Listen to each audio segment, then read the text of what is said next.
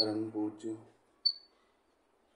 Shri doctor S.B.. Chandekar sir और madam का चरण वंदन करते हुए, और आज से जो हमारा यह क्रम श्रीमद् गीतोपनिषद पर मनन का प्रारंभ हो रहा है, तो इसमें हम आदरणीय श्री श्रीकांत मुर्गी जी से आग्रह करते हैं कि वो जो आज हम सभी अध्याय दूसरे का कर्मण्येवाधिकारस्ते इस श्लोक पर मनन प्रारंभ कर रहे हैं, क्योंकि अब एक तरीके से सिद्धांत का जो दिव्य चक्षु के सिद्धांत का बीजारोपण होने के बाद जो मनन की दिशा किस प्रकार हो, तो उसके लिए एक सतत मार्गदर्शन हमें गीतोपनिषद के माध्यम से प्राप्त होगा।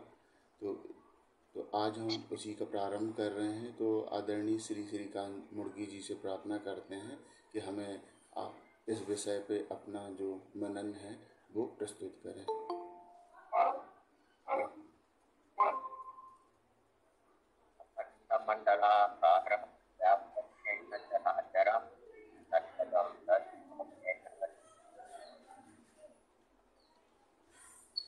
आदरणीय चांदेकर जी, मीराताई, सभी आत्मरूप सज्जन, आज भगवद गीता के दूसरे अध्याय का श्लोक, कर्म का अधिकारी कदापि फल का नहीं, कर्म के फल की इच्छा त्यागना कर्म सुने।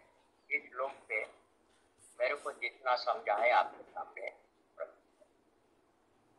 यही श्लोक भगवान श्री मायानंद चैतन्य जी ने गीता सप्तशती में 4 लाइन में लिखा है। निज कर्म करणे इत्तात धर्म तुझ्या अधिकारात, फलावर्ती ताबा नाही, धरी वर्म हे दृढ बुद्धई। तू पार्था फलासक्तीने आता कर्म करू नको, परिचित्ती कर्मावरी अप्रीती धरशील तरी नाही। निज कर्म करना इतना ही तेरा धर्म है और इतना ही तेरे अधिकार में, फल पर तेरा अधिकार नहीं। यह बात तू दृढ़ता से अपने हृदय में धारण कर। हे अर्जुन, फलासक्ति से अब कर्म मत कर। अगर तू सोचता है कि मैं कर्म करूं ही नहीं, तो तेरा नाश ही होगा। सांख्य संज्ञक दूसरे अध्याय में ये सांख्य तत्वज्ञान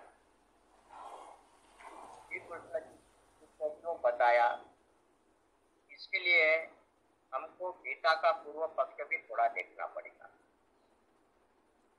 पहले अध्याय में अर्जुन कहता है, सज्जनों को लता कृष्ण युद्ध छाते खड़े यहाँ, मेरे गात्र हुए ढीले मुख भी टूटने लगा। वैसे यहाँ मिले राज्य मुझे मही का समृद्ध इंद्रासन देवतों का, तथापि ये इंद्र दाहकारी कैसे मिटेगा भ्रम हो। उसको भ्रम हो गया, इनके मारने से क्या होगा। मगर यह भ्रम दूर करने के लिए भगवान कहते हैं, आत्मा न मरे गवन आ जाने, गुणास मारित न से, तत्व है सांख्यांचे के करे। मगर जब तक ज्ञान से भ्रम दूर नहीं होता, यह प्लीज अज्ञान के दोष ये समय भूला हूँ मैं धर्म सो पूछता। उसके बाद वो धर्म भूल गया, क्योंकि अर्जुन के हिसाब से कुल धर्म, जाति धर्म, इसको ही वो धर्म मान रहा था। कुल के नाश से डूबे कुल धर्म सनातन, और मिटेंगे जाति के धर्म कुल धर्म सनातन, जो कि यह अयथार्थ है। क्योंकि धर्म ही सब कर्मों का करता है। धर्म यह कारण तो आचरण यह कार्य है। धर्म और व्यवहार भिन्न मानने से ही जो आज की परिस्थिति आई है, यह अनर्थ हो गया है, और उसके विषाक्त फल आज भी हमको समाज में दिख रहे हैं। रामदास स्वामी कहते हैं, यथा सांगते कर्म काई घड़े ना, घड़े कर्म ते पुण्य गाठी पड़े ना। अब पुण्य का अर्थ भगवान कहते हैं कि एक जानकर स्वधर्मानुसार विश्व सेवा में रत रहना यह पुण्य है। मगर इस धर्म कर्म के बारे में भगवान श्री कृष्ण जी ने बताए हुए गीता के बाद में करीब करीब 5,500 साल के बाद में भी लोगों के मन में जो भ्रम है वह गया नहीं है। आज सर्वत्र अंधश्रद्धा का दृश्य है। यज्ञ, दान, तप आदि कर्मों से दुखों का नाश होगा, पैसा समृद्धि मिलेगी, यह विचार दृढ़ हो गई है। और यह कार्य बतलाने वाले बाबा, महाराज, साधु ये हजारों रुपए कमा के विलासी जीवन जी रहे। अच्छा, ये सब कार्य देवी देवताओं के नाम पे होने के कारण इसका कोई विरोध भी करने को तैयार नहीं है। इसमें सिर्फ अज्ञानी लोग ही नहीं फंसे हैं, तो उच्च विद्या विभूषित, गरीब, श्रीमंत सभी लोग फंसे हुए हैं। यज्ञ, दान, तप, कर्म जीवों को इष्टभोग प्राप्ति करने के लिए अपनी कल्पना अनुसार ब्रह्मदेव ने निर्माण किए हैं। ऋषि मुनियों ने निर्माण किए हुए पुराणोक्त कर्म स्वर्ग नरक की भावना युक्त होने से जीव को भ्रम में डालने वाले हैं। अब यह भ्रम होने का मुख्य कारण यह है कि धर्म के बारे में हमको अज्ञान है और यथार्थ धर्म जानने के बारे में समाज में अनास्था ही है। संतों ने हमको समझाया है, जप तप कर्म हरि विण धर्म वावगाची श्रम व्यर्थ जाय। और जैसी उरला नाही ब्रह्म विश्व झाले आपल्या सहित ब्रह्म, जे जे करील कर्म पूजा तुझीच रे ईश्वरा। मगर इसका अर्थ क्या है, संतों ने क्या बताया, यह हम लोग समझे ही नहीं। मगर भगवत गीता ने हमको यह समझाया है कि बिना दिव्य दृष्टि के, बिना विश्वरूप दर्शन के भ्रम और अज्ञान जा ही नहीं सकता। इसीलिए पार्थ तूने सुना है क्या, ज्ञान ये दृढ़ चित्त से धनंजय मिटा तेरा मोह अज्ञान हुआ नहीं। गया मोह मिला धर्म कृपा से आपके मुझे, भ्रम पूर्ण गया मेरा। यह भ्रम विश्वरूप दर्शन के बाद ही होगा। और कृपा से आपके मुझे का अर्थ ही जो आपने मेरे को विश्वरूप दर्शन करा दिया यही है। अर्जुन के मन में आए हुए सभी प्रश्नों का निवारण हुआ। यही दिव्य दृष्टि विश्वरूप दर्शन भगवान श्री मायानंद चैतन्य जी ने इस युग में सर्वांग योग से प्रकट किया है। और यह भगवान श्री मायानंद जी ने विश्व को दिया हुआ अमूल्य उपहार है। यह दर्शन होने के बाद ही सामाजिक, आर्थिक, धार्मिक सभी प्रश्नों का हल होगा। और इस विद्या को अगर ग्रहण नहीं किया तो विश्व में अशांति और मानव जाति का विनाश होगा। कर्म कोई भी हो, यह करने का अधिकार हर एक को है। कर्म करायची स्वतंत्रता ही जीवा हाथी महान सत्ता। यह महान सत्ता हमको मिली है, मगर फल समझने के अधीन है। अगर कर्म सत उद्देश्य से हम करेंगे तो फल की चिंता करने की जरूरत ही नहीं है। भगवान मायानंद जी कहते हैं, बा कर्माची गती कळेल कोणासही, या करता तू निज कर्म कर सर्व ही, परिब्रह्मार्पण असो बुद्धे बुद्धि ही। अब ये एक मन में प्रश्न उठता है कि फल की तरफ दृष्टि न हो तो कर्म कैसे होंगे। जैसे उदाहरण देते हैं कि कोई मजदूर काम कर रहा है तो फल यानी उसको उसका पैसा मिलेगा और वो पैसे से उसका घर बार चल रहा है, तो वो फल की इच्छा तो कर ही रहा है।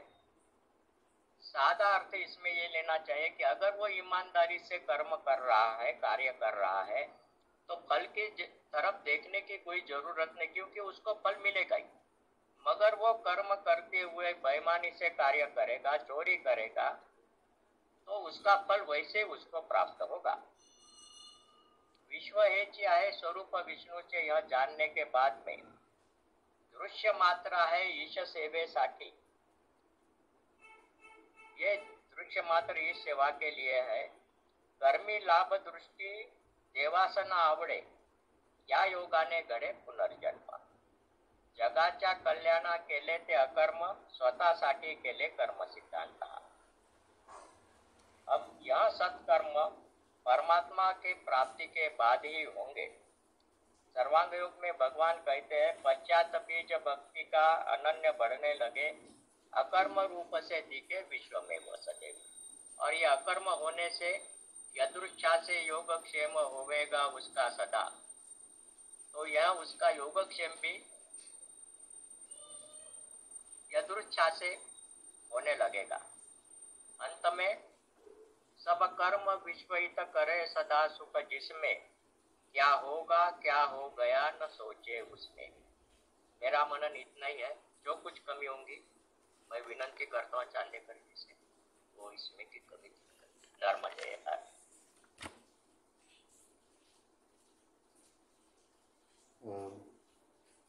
अभी हमने सभी ने आदरणीय श्री कानवड़की जी का मनन संबंधित विषय पर सुना। अब हम आदरणीय सर से प्रार्थना करते हैं कि हमें इस सारे विषयों पर मार्गदर्शन प्रदान करें। जी आपकी आवाज नहीं आ रही। माइक हमारा खुला है। हाँ अब आ रही है जी। तो अब हम सर से निवेदन करते हैं कि वो हमें संबंधित विषय पर मार्गदर्शन प्रदान करें। आदरणीय सर।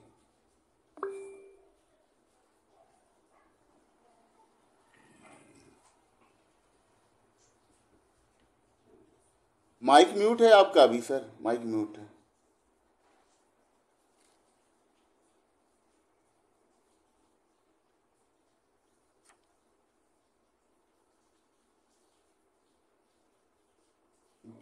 आवाज? हाँ जी जी आने लगी आवाज।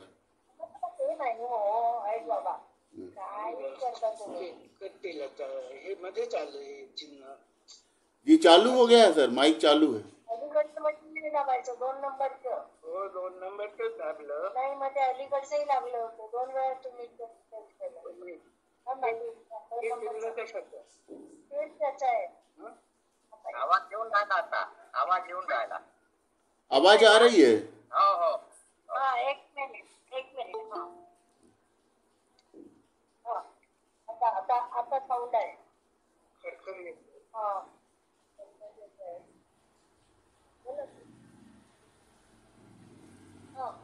येतोय ना आवाज? हो हो. हाँ बोला.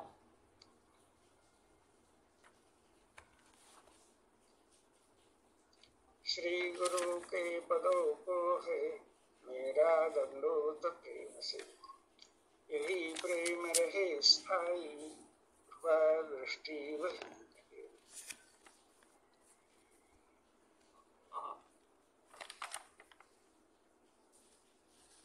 उपस्थित सद्गुरु स्वरूप सर्व विज्ञान प्रेमी जन, अभी हमारे समक्ष श्रीकांत मुटकी जी ने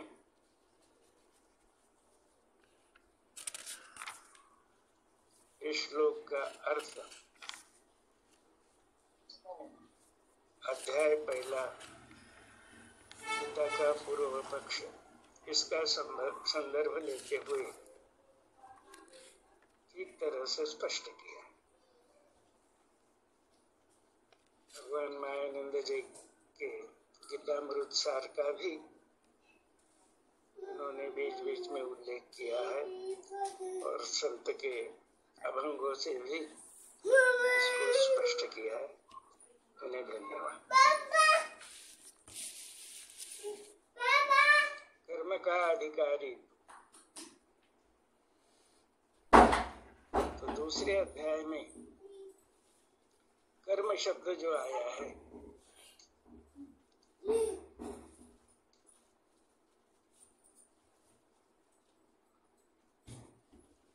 वो उसके नीचे के 3 श्लोक अगर ध्यान में लिए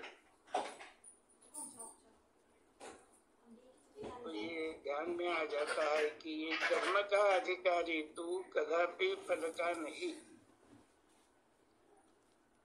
भगवान उपदेश जो कर रहे हैं वह दिव्य चक्षु से ध्यान में आने वाला जो स्वकर्म है, अकर्म है, नियत कर्म है, जिसको स्वधर्म कहा है, जिसको स्वभावजम कर्म कहा, उसको कर्म यह संज्ञा दी गई।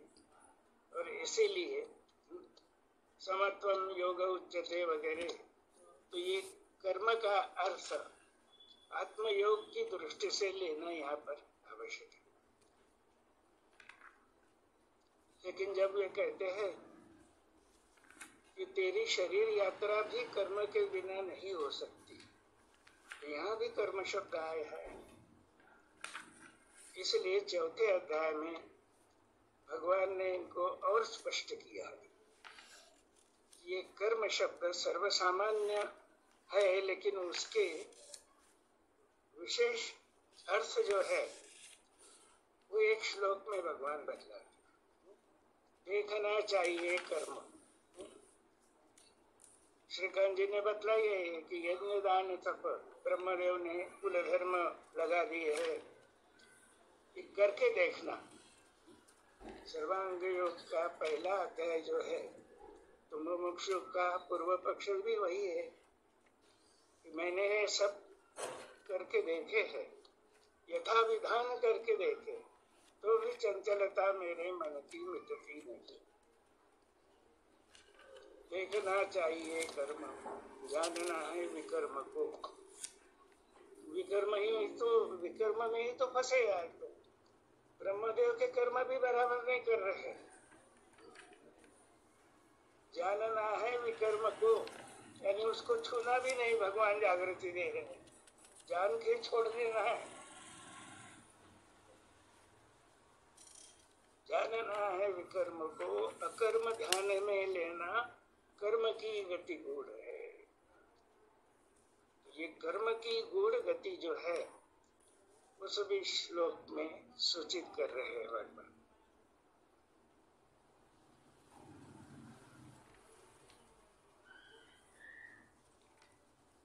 परमात्मा स्वरूप जो है क्षर स्वरूप, उसी से सब जीव आए हैं, इसलिए कर्म का अधिकारी तू। जीव को उपदेश दे रहे हैं भगवान कि तू कर्म का अधिकारी है, कर्म का अधिकारी है, कदापि फल का नहीं। क्योंकि व्यष्टि भाव कर्म करता है, अहंकार विमूढ़ात्मा है, कर्ता हम इति मन्यते, यही सब जगत में दिख रहा है। लेकिन कर्म फल जो है वो समष्टि प्रकृति के हाथ में। कर्म करने में व्यष्टि स्वतंत्र है, लेकिन कर्म फल में उसका अधिकार नहीं है। समष्टि प्रकृति जो है, और वो समष्टि प्रकृति भी भगवान समझाते हैं कि इस श्लोक का अर्थ ध्यान में लेने के लिए उपसंहार में जो 18वां अध्याय है भगवद गीता का, कि कर्म कैसे होते हैं, तो उसके 5 कारण भगवान बता। अधिष्ठानं तथा कर्ता करणं च पृथक् विधाम विविधाश्च पृथक् चेष्टा दैवं चैवात्र पंचमम्। तो ये हमने जो अभी गहना कर्म गति से कर्म के प्रकार देखे हैं। स्वकर्म, ब्रह्मदेव कर्म जिसको कर्म कहते हैं, ऋषि मुनि प्रणीत विकर्म, और अन्य कर्म जो और लगा दिए हैं पुराणों ने, ये 4 प्रकार। तो चारों भी प्रकार के लिए अधिष्ठान शरीर ही है। स्वकर्म करने के लिए भी शरीर ही धारण करना, और स्वकर्म का गहन गति जो है कर्म की, उसको समझाने के लिए भी शरीर ही धारण करना पड़ता है विश्वरूप परमात्मा। इसीलिए अधिष्ठानम तथा कर्ता, कर्ता बहुत महत्वपूर्ण है, क्योंकि कर्ता कहाँ से आया, तो कारण रूप प्रकृति जो है वहां से कर्ता आया है। तो त्रिगुणात्मक है ये कर्ता। जब ये कर्ता मुख्य रजोगुण है, मनुष्य शरीर धारण किया मनुष्य ने, तो मुख्य रजोगुण है, सत्वगुण की तरफ झुकता है। तब कर्ता जो है उसका भाव, उसकी इच्छा शक्ति दिव्यत्व की ओर झुकती है। और जब यही तमोगुण की ओर झुकता है तो ये कर्ता जो है वो बीज उसका दैवी और आसुरी यहाँ से शुरू होता है।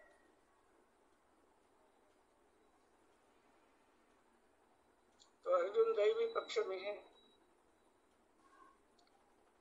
लेकिन श्रुति स्मृति शास्त्र के विचारों से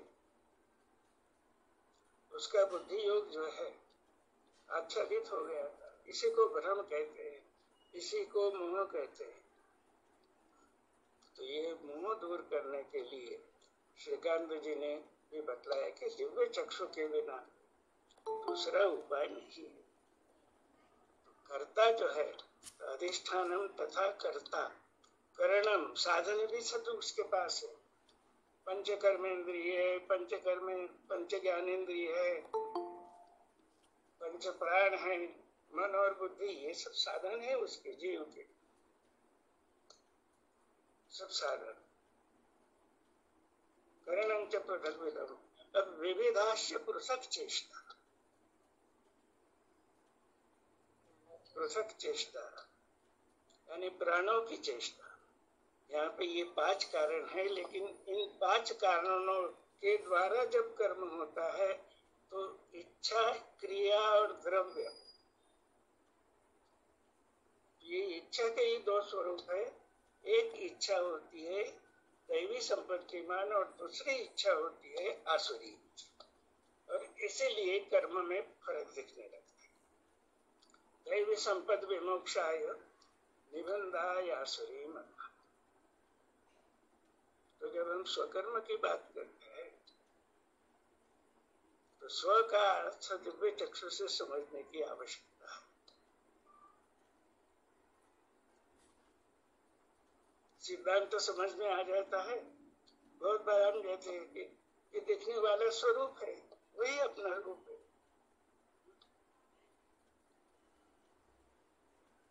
इससे कोई सूक्ष्म विचार करता है तो वो कहता है कि इसका अधिष्ठान दिखने वाले स्वरूप का अक्षर रूप ही है। लेकिन भगवान समझाते हैं क्षराक्षर अलग कर ही नहीं सकते। न तो अपना रूप केवल अक्षर है, न केवल अक्षर है। तो इसलिए अक्षरानुभव होने के बाद क्षराक्षर संयुक्त हो जाता है। तो फिर ध्यान में आता है कि क्षर स्वरूप जो है वो कर्म क्षेत्र है, और कर्म क्षेत्र को होने के लिए ज्ञान के प्रकाश की आवश्यकता होती है। तो दिव्य चक्षु में ज्ञान का प्रकाश जो है वह अक्षरानुभव ज्ञान का प्रकाश।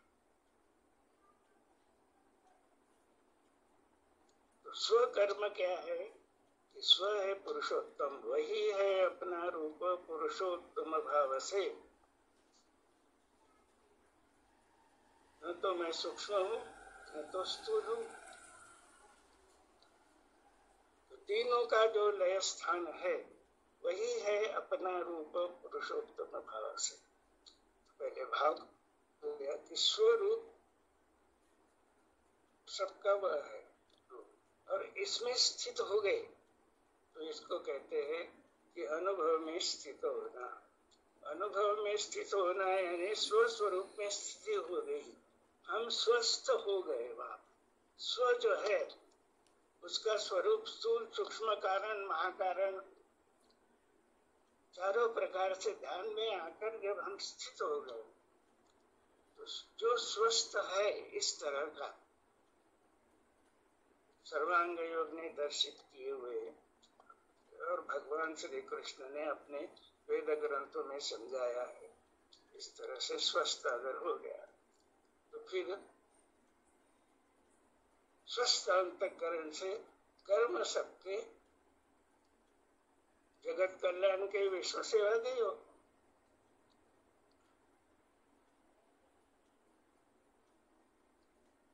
स्वकर्म। तो ये ज्ञान युक्त कर्म होने लगेंगे जब हम पुरुषोत्तम भाव में स्थित हो गए, तब कर्म ज्ञान। तो ज्ञान युक्त कर्म ही जो है उसको ही स्वकर्म कहते हैं। अब आप कहेंगे कि भाई दुनिया में इतने ज्ञानी लोग हैं, बिना ज्ञान से कर्म हो रहे क्या? लेकिन ये दिव्य ज्ञान और त्रिगुणात्मक जगत का ज्ञान, एक क्षर भाव का ज्ञान है। क्षर में भी अक्षर व्याप्त है, लेकिन अक्षर संपूर्ण लय हो सकता है क्षर में। हाँ, अक्षर में। हाँ, तो इसलिए जगत का ज्ञान जो है वो त्रिगुणात्मक है। तो हमें दिखते हैं जगत में भी बहुत सद्गुणी लोग हैं, सज्जन लोग हैं, सात्विक लोग हैं, अपना अपना कार्य कर रहे हैं। रजोगुणी मध्यस्थ, मध्य तिष्ठन्ति राजसा, और तामस जो है उनका किसी पे न तो श्रद्धा है न किसी को मानते हैं। वो अहम ब्रह्मास्मि वृत्ति है। ईश्वरो हम अहम भोगी पुण्योस्ति सदृशम मया। देखिए, कृतयुग जो था उसमें भी हिरण्यकश्यपु हिरण्याक्ष थे ही ऐसे। कौन से युग में नहीं थे? और आज भी दिख रहे हैं हमारे समक्ष। इसलिए भगवान कहते हैं कि मेरे भक्त 4 प्रकार के हैं। उसका विभाजन कैसे कर दिया? तो सत्वगुणी भक्त जो है वो विश्वरूप परमात्मा को जानकर उसमें स्थित होकर स्वकर्म से उसकी उपासना करते हैं। वह विश्वरूप परमात्मा की प्रत्यक्ष सेवा है। जो रज प्रदान है वो अर्थार्थी जिज्ञासु, ये एक 4 हो गए। सत्वगुणी विज्ञानी है, रजोगुणी जो है वो त्रिगुणात्मक है लेकिन रजोगुण प्रधान, और तीसरा तमगुण जो है वो अहम ब्रह्मास्मि वाले। सभी संत वो क्या है, व्यष्टि जो है इच्छा ही नहीं है, व्यष्टि आसुरी इच्छा है। दैवी इच्छा जो है तो भगवान कहते हैं कि दैवी संपद विमोक्षाय, यानी दैवी भाव जिसने धारण किया है अंतःकरण में, वही सच्चा मुमुक्षु भगवान का कृपा प्रसाद लेके स्थूल सूक्ष्म कारण इन तीनों भावों को जान के महाकारण यानी वस्तु भाव में स्थित होने का, स्व में स्थित होने का, उसी को आस्तिक्य भी कहा, उसमें स्थित होने का प्रयास जो कर रहा है वही विश्व प्रेम विश्व सेवा का अधिष्ठान।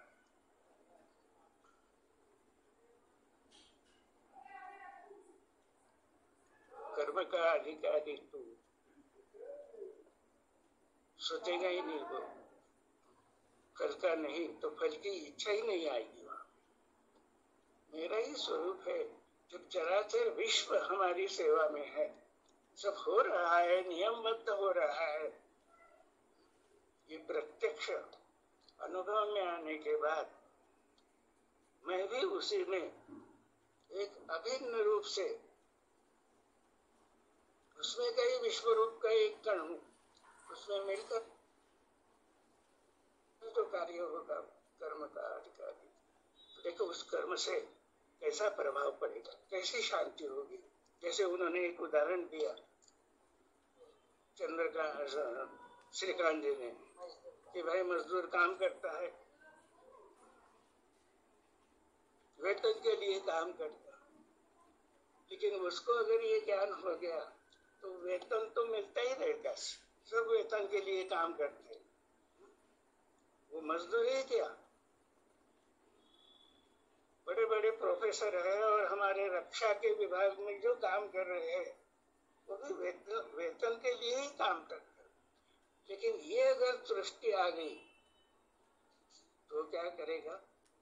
ये परमात्मा की सेवा है, मैं जो कर रहा हूँ, तो इसलिए जिसके खेती में वो काम कर रहा है, जिसके कारखाने में वो काम कर रहा है, वहां प्रसन्नता होगी। जिसके घर में वो काम कर रहा है,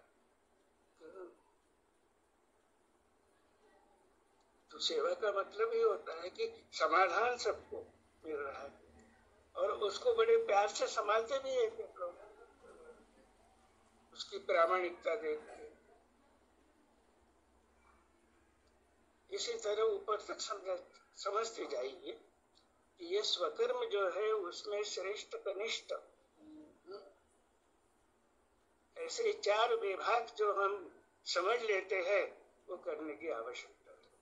तो सबसे बड़ा व्यक्ति तो यही है। भगवान कहते हैं कि वर्ण एक ही है,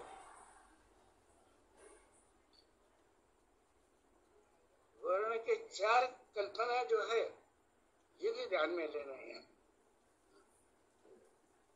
4 कल्पनाएं जो है वो चातुर्वर्ण कनिष्ठ है, मैं नहीं कह रहा हूं, उसको समझ लेने की आवश्यकता है। और फिर चातुर्वर्ण व्यवस्था उससे भी कनिष्ठ है, लेकिन वर्ण, चातुर्वर्ण और व्यवस्था, तो चातुर्वर्ण बीच में आता है, रजोगुणी स्वरूप।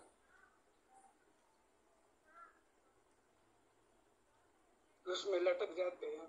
इसलिए भगवान कहते हैं कि ये चातुर्वर्ण के इस शब्द का इस्तेमाल करके ब्रह्मदेव ने जो व्यवस्था की वो हमारे अंतःकरण में इतनी दृढ़ हो चुकी है कि महादर्शी अर्जुन जैसे भी छोटे नहीं थे उसमें।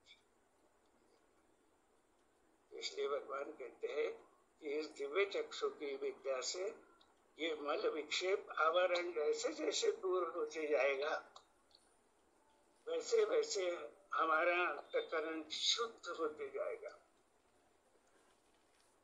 चित्त शुद्धि। लेकिन भगवान कहते हैं कि अंतःकरण शुद्धि, क्योंकि मन बुद्धि चित्त अहंकार ये सब अंतःकरण, अंतःकरण की शुद्धि यानी जब हम परमात्मा स्वरूप से एक रूप हो जाएंगे तो शुद्ध होती जाएगी। इसलिए स्वकर्म की स्थिति जो है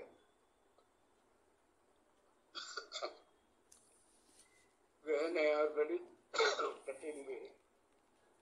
स्वराज्यानंद जी ने अपना अनुभव यही बतलाया कि स्वकर्म स्वकर्म सबको ही कहे, स्वकर्म न जाने कोई।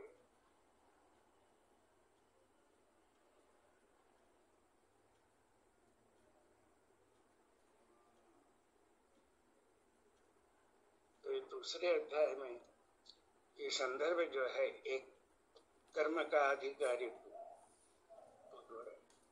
अधिकार तेरा नहीं है,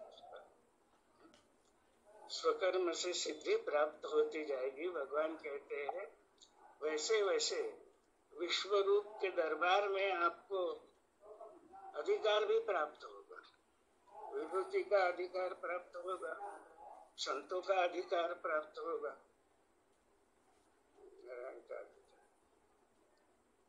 लेकिन सिद्धि जो है वो स्वकर्म से ही मिलेगी, कर्म से नहीं।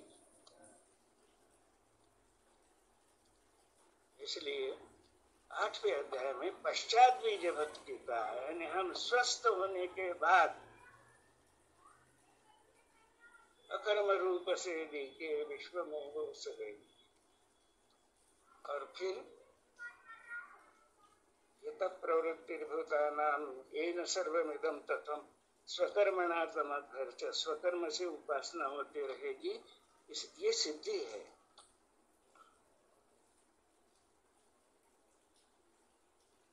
और फिर हमारे चारों भी अंग विश्व सेवा के लिए कैसे उपयुक्त है, ये ध्यान में आकर सबकी संगठित सेवा जब होने लगेगी, जिसको लोक संग्रह कहती है भगवत गीता, कर्मण्य वही संसिद्धिम आस्थिता जनकादया। तो इस श्लोक का संदर्भ लोक संग्रह से भी है। लोक संग्रह का मतलब विश्व रूप का चातुर्य जो है, कर्म चातुर्य, वो ध्यान में आ जाता है। और आज ये चातुर्वर्ण शब्द इतना बदनाम हो चुका है कि हम विज्ञान दृष्टि से ये क्यों न कहें कि वस्तु का चातुर्य है प्रकट होने का। भगवान की शब्द योजना अति सुंदर है। सर्वांग योग में उन्होंने ये शब्द ही डाले ही नहीं। ये ध्यान क्यों नहीं करते?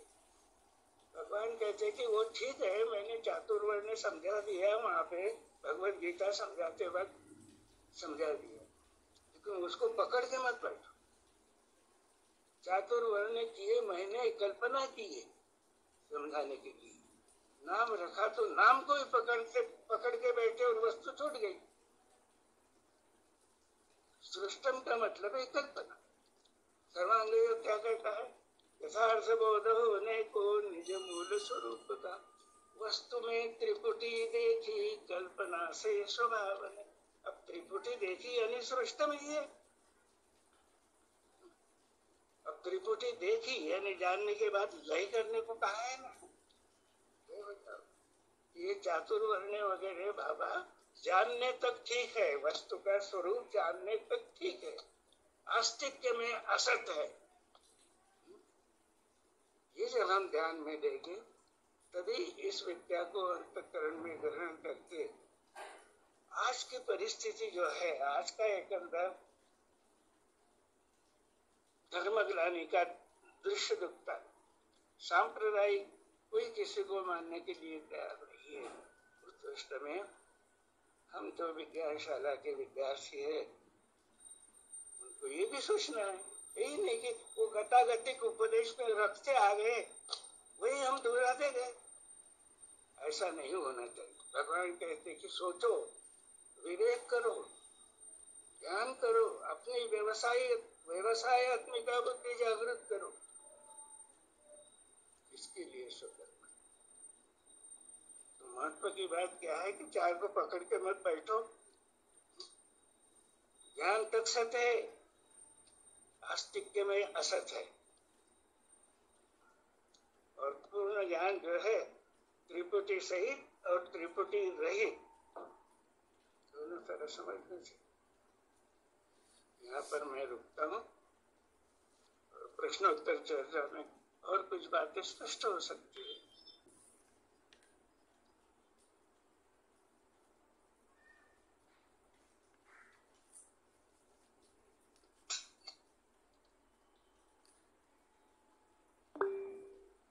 हाँ वाणी जी पूछिए प्रश्न।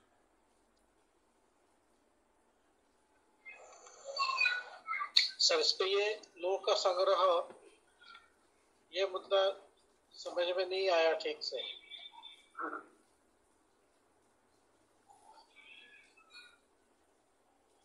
आपने लोक का संग्रह समझाते समय ये विश्व का चातुर्य है, लेकिन ये कुछ समझ में नहीं आ रहा है। और तो चार ही अंग हमारे ही है ना, ये नहीं है। चारों ही अंगों से सेवा किसकी हो रही है?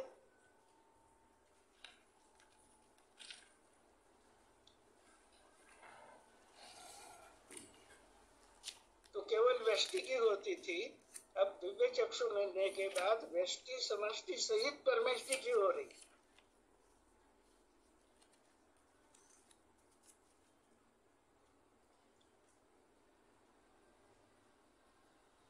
यानी हर एक कर्म विभाग में श्रम सेवा की भी आवश्यकता है, ज्ञान की भी आवश्यकता है,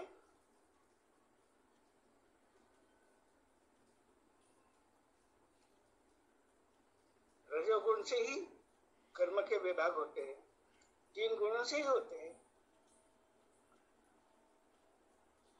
तो कोई भी एक डिपार्टमेंट लीजिए, अगर चारों को समभाव नहीं रहा, आज देखिए ना भारत में क्या हो रहा है। दृष्टि नहीं है, जो बैठे हैं वहां पर उनको दृष्टि नहीं है, तो देखिए कैसी गड़बड़ हो रही। अरे भाई, हमारी सेना जो संरक्षण विभाग है वो समर्थ है, तुझे अक्ल नहीं है समझने की तो क्यों बकता है बीच में? ये सब सोचना चाहिए कि कैसी गड़बड़ हो रही। लोक संग्रह नहीं हो पाता। आप यथार्थ सलाह देने वाले विद्वान नहीं रह सकते हैं। आपकी मिनिस्ट्री में ईमानदार मंत्री नहीं ला सकते हैं आप। इसे तो सब गड़बड़ हो रही। लोक संग्रह सब टूट जा रहा है।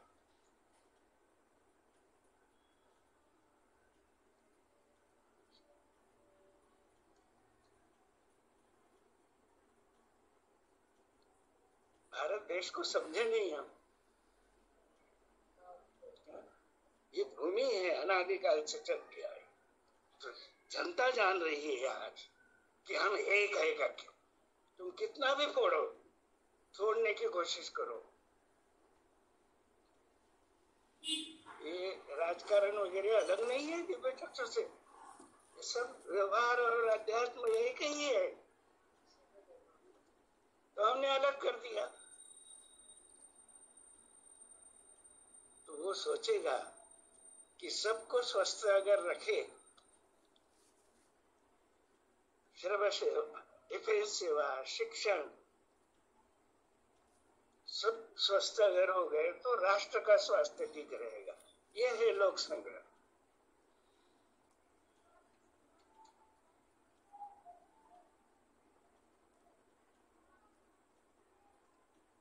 और इसीलिए गीता उदाहरण किसका दे रही है? राजा का दे रही है। जनकादया, जनक जो विदेह मुक्त थे उसका उदाहरण देगी। सोचना चाहिए ना।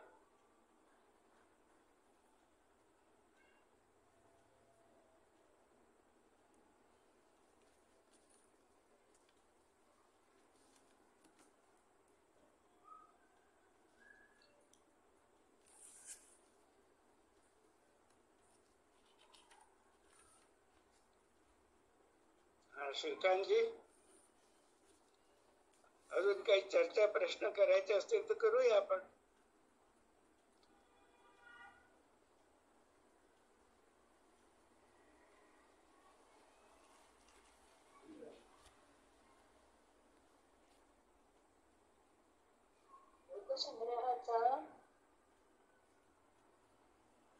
लोकसंग्रहाचा संबंध न्याय्यम वा विपरीतम वा याच्याशी निगडित आहे। इंटेन्शनची सर्वांशीच निगडित आहे ना।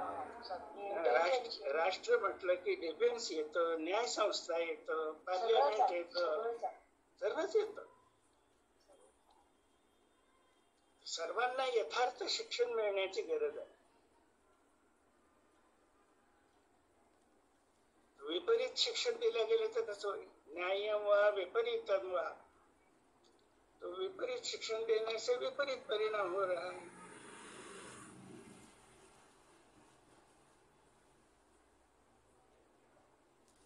कर्माशीच निगडित आहे ना, आणि इंटेन्शन महत्वाचं आहे। तो कर्म विकर्म अन्य कर्म छोड़कर जब हम स्वकर्म का अधिष्ठान नहीं पकड़ेंगे तब तक लोक संग्रह नहीं हो सकता सच्चे दिल से।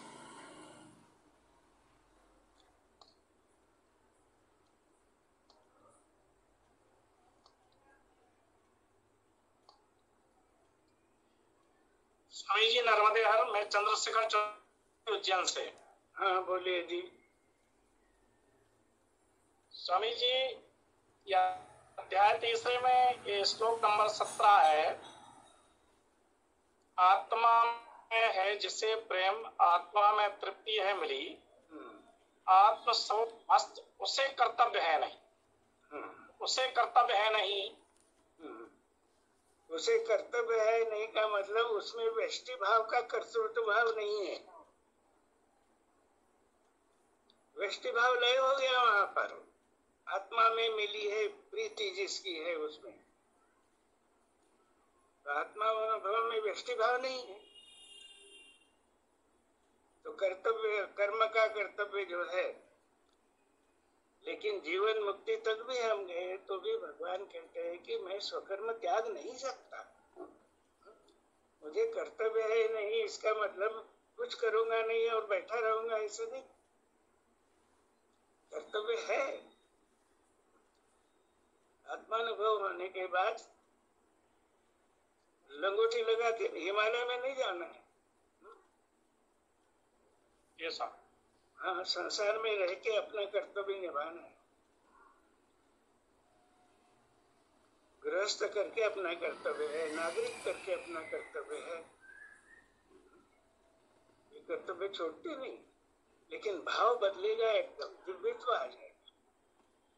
गृहस्थ करके जो कर्तव्य है उसमें भी दिव्यत्व दिखेगा। देश का नागरिक है, उसका भी कर्तव्य है, उसमें दिव्यत्व दिखेगा।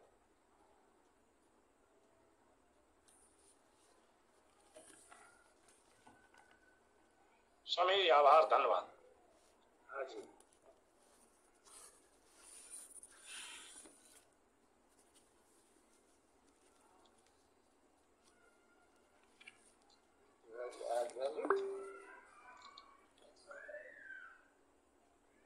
हाँ, राजीव जी पूछ लीजिए।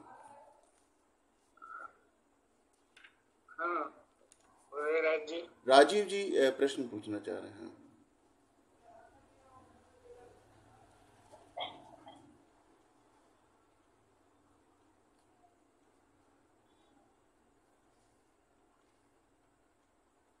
राजीव जी अपना प्रश्न पूछ लीजिए।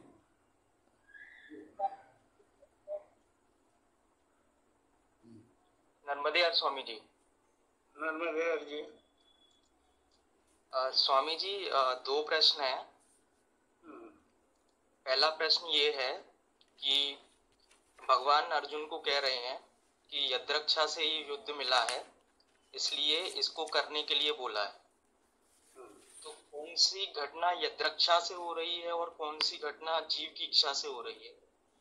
हाँ। ये कैसे पता चलेगा? और ये भगवान को तो मालूम चला, उन्होंने किस तरह यह ज्ञात किया?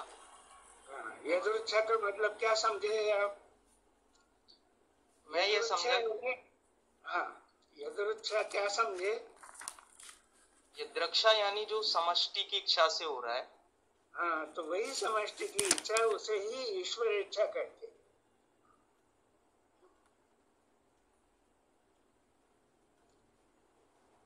भगवान ये कह रहे हैं कि हमने टालने की कोशिश किया। हम जानते थे कि युद्ध में कितनी हानि है, राष्ट्र की, लोगों की। भरकस प्रयास किया उन्होंने युद्ध टालने का, लेकिन आतताई जो है वो मानने के लिए तैयार नहीं थे। तो ये यदृच्छा से सामने आया। कौन सा कर्तव्य है अब? धर्म संस्थापनार्थाय क्षत्रियम धार्यते चापो नार्थ शब्दो भवेदिति। ये राजधर्म है। तो भगवान ने जाना कि क्षत्रिय जो है अर्जुन, उसका मोह दूर हो गया तो वो अपने स्वधर्म में स्थित हो जाएगा। और भगवान ने अपना प्रण भी निभाया कि मैं क्षत्रिय भले ही हूं, लेकिन मैं युद्ध नहीं करूंगा, हाथ में शस्त्र नहीं उठाऊंगा। उनको ये भी बतलाना था कि सत्य की जो बाजू है, बिना शस्त्र से भी बड़ी बड़ी शक्ति को पराजित कर सकती। तो इसलिए महाभारत का युद्ध धर्म युद्ध है। वो केवल युद्ध नहीं है।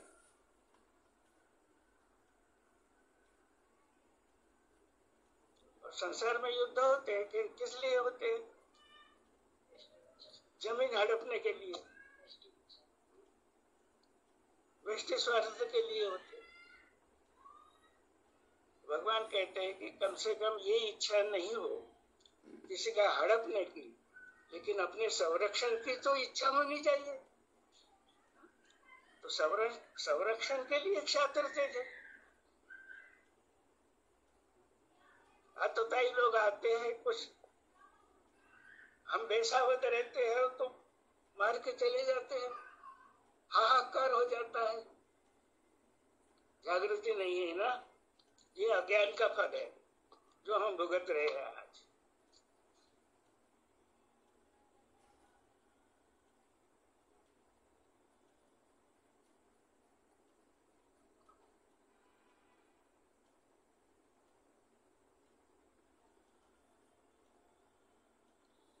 व्यष्टि इच्छा नहीं रहती, स्वस्वरूप में स्थित हो जाने से ईश्वर इच्छा से ही काम होता है। और वो कहता है कि भाई क्या हुआ, तो आप कहेंगे कि नहीं, ये प्रभु की इच्छा है,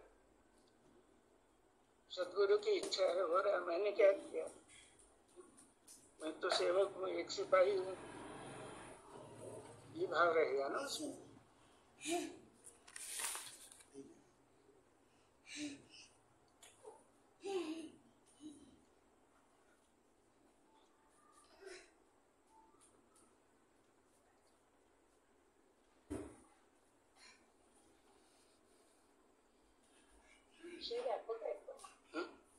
विषय व्यापक है मतलब। तो ये धर्म का विषय बहुत व्यापक है।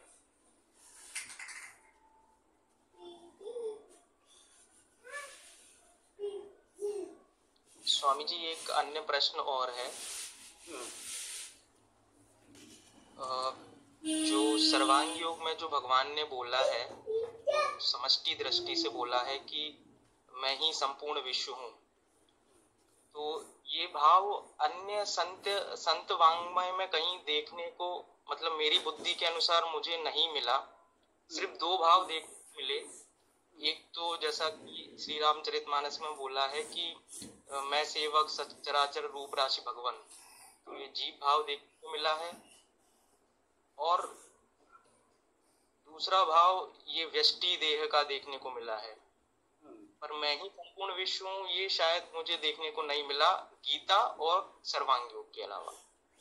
तो ऐसा मराठी संत वांग्मय में मिलता है। गीता पर जब भाष्य लिखते हैं ज्ञानदेव महाराज, तो 7वें अध्याय का भाष्य पढ़िए आप, 18वें अध्याय का पढ़िए। उसमें भगवान जो मैं ही संपूर्ण विश्व हूँ इस भाव में स्थित होकर बैठे हैं, कर रहे हैं, तो उसी तरफ के अभंग ज्ञानेश्वर महाराज के अगोत्र में, हाँ, अजमी अमर अहम आत्मा गुड़ा केशव सर्वभूताशयस्, तो वहाँ पर उन्होंने तद्रूपता का मैं भाव जो है, तो जब तक तद्रूपता नहीं होती वो नारायण की भाषा है।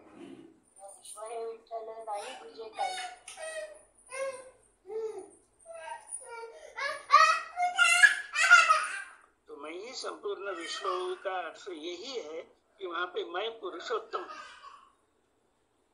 मैं ही संपूर्ण विश्व हूँ, यानी वासुदेवा सर्वमिति है उसका।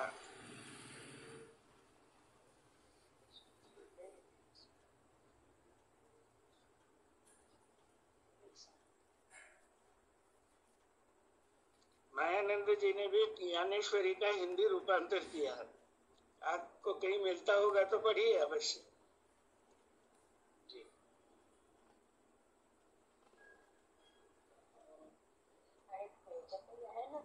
संग्रहामध्ये हरिपाठाची ज्ञानेश्वर माऊलीची हरिपाठामध्ये तेवढे नाही घेते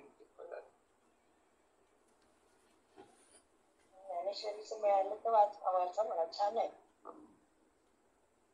रूपांतर केले।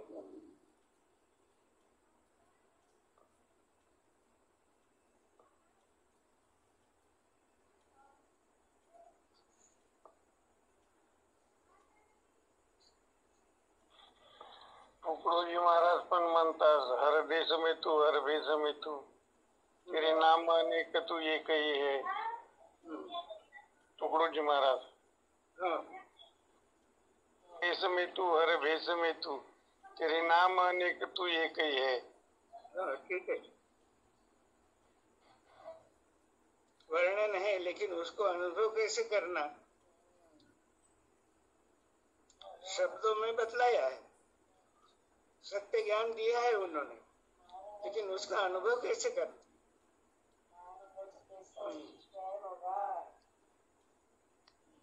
मेरे भक्तों ने जो शब्दों में है गाया, वही देने आया मायानंद। मेरे भक्तों ने जो, मैंने संतों को भी भगवान भक्त कह रहे हैं। मेरे भक्तों ने जो शब्दों में जो गाया, यानी यथार्थ ज्ञान दिया उन्होंने हमें, लेकिन अनुभव देने आया माया, वही देने आया माया।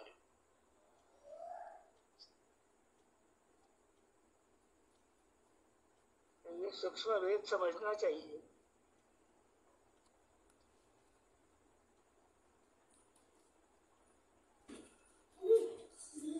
राजीव जी और कुछ पूछना चाहते? हाँ, कर्म यह शब्द इतना व्यापक है, कर्म ज्ञान के सिवा नहीं हो सकता। और ज्ञान युक्त कर्म है, इसी का नाम योग है, यही आत्म योग है। और ज्ञान युक्त कर्म जो है, पुरुषोत्तम में स्थिति हुए बिना ज्ञान युक्त कर्म नहीं हो सकता, वही स्वकर्म है।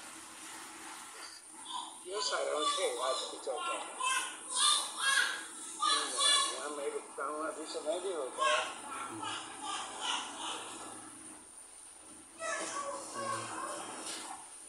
अगर कोई जो साथी अगर कोई प्रश्न करना चाह रहे हैं तो जल्दी से मतलब करें, क्योंकि अब सत्र समाप्त होने वाला है, नहीं तो फिर। स्वामी जी, एक और श्लोक पर मैं चर्चा करता हूँ। द्वैत नाम, पाप नाम द्वैत का है,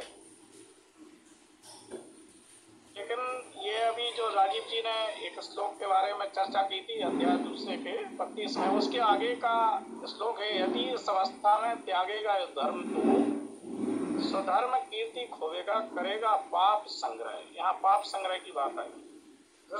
स्वधर्म यानी स्वकर्म त्यागने से। स्वकर्म त्यागने से कर्म में जाएगा ना, बोले कर्म जाके कर्म करते बैठेगा। न्याय्यम आणि विपरीतम कर्माचा विवेक आहे। न्याय्यम वा विपरीतम वा, तो आत्मयोग मिलने से ही न्याय्य कर्म कौन सा, विपरीत कर्म कौन सा, ये ध्यान में आता है।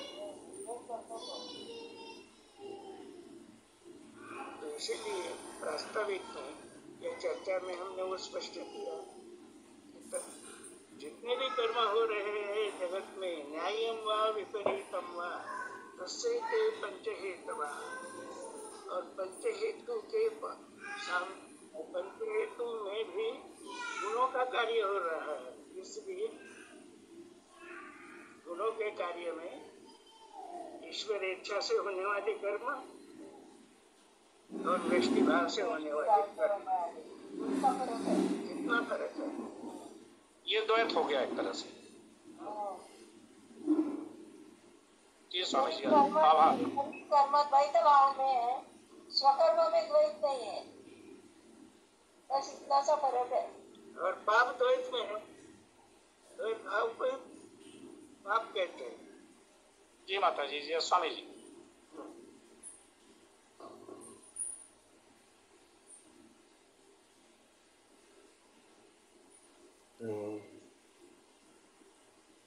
अगर कोई और प्रश्न हो तो जल्दी से अगर पूछ लें, समय बिल्कुल अब आखिरी मतलब समय क्षणों पर है।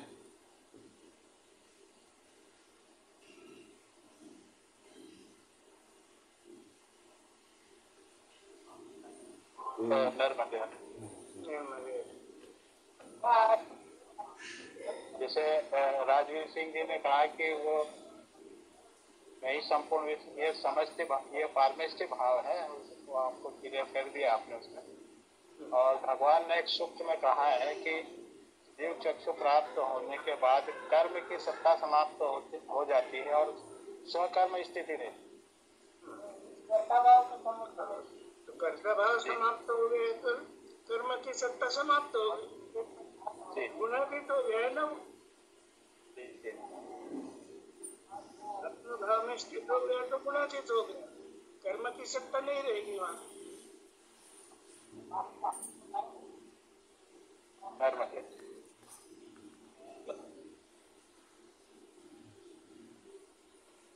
आज का सत्र हम लोग यही समाप्त करते हैं। हम सभी आभारी हैं आदरणीय श्रीकांत गुड़की जी के, कि वो उनका एक ऑफिस कार्य रहता है तो जिसके कारण मतलब हम लोगों को आज रविवार में आना पड़ा और उन्होंने पूरा यथायोग्य समय निकाल करके हमें इस अभ्यास सत्र में उन्होंने अपना मनन प्रस्तुत किया।